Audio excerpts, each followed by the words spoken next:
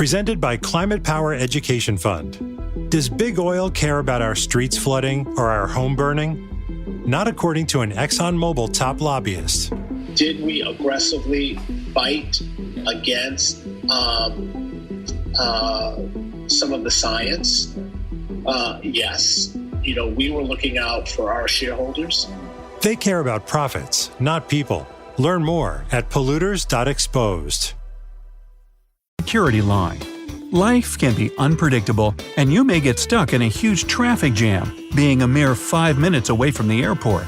As you're running up to the security check, terribly late and close to panic, your first instinct might be to ask other passengers to let you cut the line. This behavior, though, is bad airport manners. Ask an airport staff member to help you deal with the situation, and don't force your fellow travelers into a moral dilemma. Should they refuse and look insensitive, or say yes and risk missing their own flight? Do not ask strangers to look after your belongings. It's not only risky, can you really trust someone you see for the first time in life? But it can also inconvenience that person. Imagine getting stuck in a Starbucks line while the kind-hearted stranger is waiting for you out there with your bags. Time passes and it's their boarding time, or their name gets called. What now? Should they leave your stuff not to miss their flight, or wait until you get your daily dose of caffeine? Please don't make them choose. Be understanding if a security agent doesn't seem overly polite. Security agents have a lot to deal with. They have to repeat the same information to thousands of travelers. Hundreds of these travelers will still forget to remove their liquids from suitcases and put laptops in separate bins. No wonder agents may look tired and unenthusiastic. The only thing you can do is listen to what they say and never, ever argue with staff members. Switching seats is a touchy topic. One of the main unspoken rules when it comes to seat switching is offer only an equivalent or better option. For example, if you ask someone to swap their economy aisle seat for a higher-class middle seat, it might pass as a valid offer. But asking for a window seat while offering a middle one in the same class? Unacceptable. If you're asked to switch seats with another passenger, feel free to decline politely. You don't have to give any explanation, especially if you've paid for additional comfort, like more legroom. Do not grab seatbacks on your way to the lavatory. Imagine how irritating it is for aisle passengers to have their seats yanked every time someone is passing by. For the same reason, don't use the back of the seat in front of you to pull yourself out of your chair every time. This episode is brought to you by HP. Whenever you do your best thinking, the HP Spectre X360 is ready when inspiration strikes. With power save for battery life and focus mode to multitask, you can do your best thinking whenever and wherever it happens.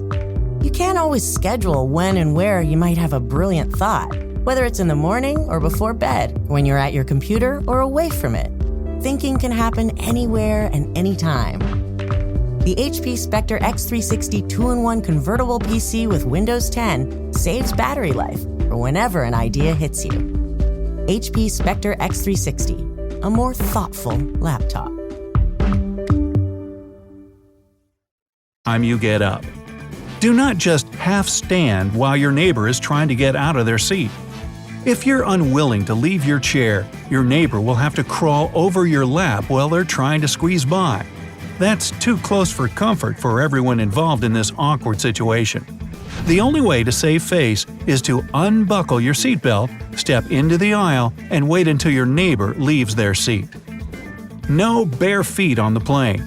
It's one of the biggest no-nos of air travel, even if we omit the topic of unpleasant odors. Picture several hundred passengers removing their shoes and socks at once. Ew. The airplane floor is extremely filthy. People with contagious foot problems could be walking the aisles barefoot. There's likely to be a lot of dirt left after previous passengers. And don't even get me started on the floor in the bathrooms. If your feet need some freedom, take off your shoes, but at least leave your socks on, or bring a pair of light slippers. If you can't lift your bag to the overhead bin, it's probably too heavy to be carry-on. Flight attendants don't have to help you with your suitcase or bag. If it's too heavy to be lifted, Think about how many people may get injured if it falls out during turbulence.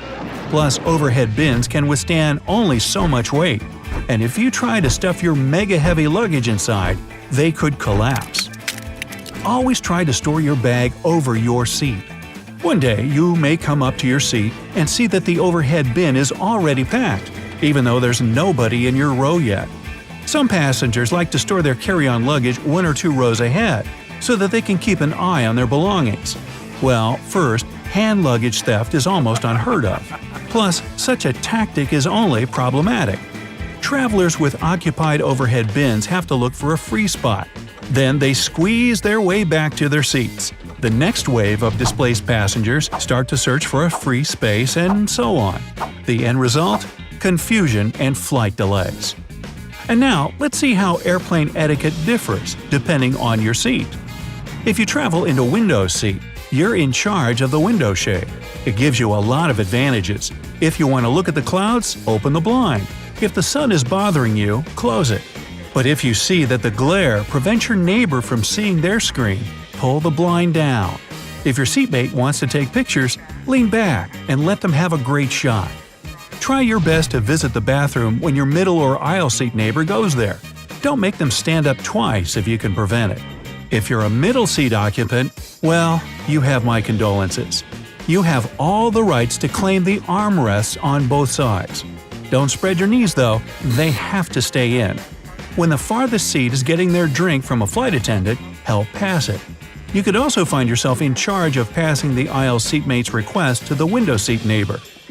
Sitting in an aisle seat puts a lot of responsibility on your shoulders. You might have to get up the most often to let the others out. Please do it without complaining, huffing, or eye-rolling. You're supposed to use just one armrest, the aisle side one. Always keep your feet and legs out of the aisle. They could get bumped by food carts or trip passengers taking a stroll. You're also the nearest person to the in-flight call button. It'll be your responsibility for the whole roll. Don't eat smelly food on a plane. The cabin air is stuffy enough. Please don't add an aroma of fast food, eggs, or fish to it. If you won't get a meal during the flight, bring along some dry snacks like dried fruit, nuts, or crackers.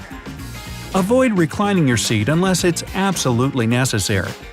If you've ever flown economy, you know how cramped the seats are and how little personal space each passenger has.